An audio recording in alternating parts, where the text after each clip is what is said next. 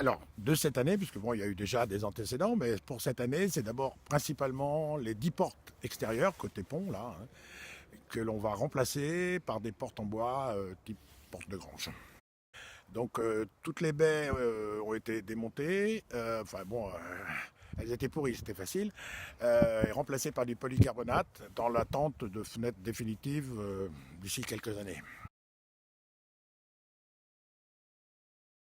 Donc toute la toiture, donc il y a 2700 mètres carrés précisément à refaire entièrement, avec les réseaux, etc., etc. Donc un budget grosso modo de 700, un peu plus de 700 000. Donc ça, on pense démarrer vraiment le début d'été, les premiers travaux. Donc sur ces 700 et quelques mille, il y a 480 000 qui sont déjà attribués par la Fondation du patrimoine via son mécène le Loto, hein, la Française des Jeux.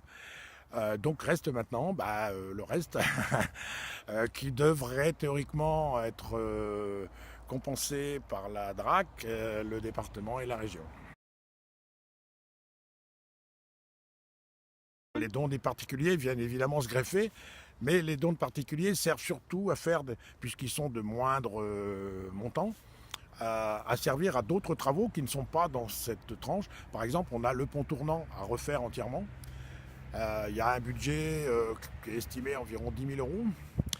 Donc ça se passera sûrement avec des financements directs par les particuliers.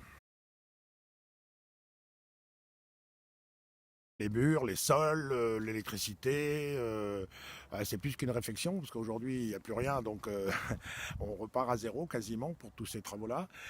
Donc en fait, le but étant de remettre la rotonde le plus possible dans son état d'origine, mais de lui permettre une fonction à la fois de préservation de matériel historique, tel qu'il y a actuellement, et aussi des visites agréables, conformes à la réglementation des ERP, etc., etc.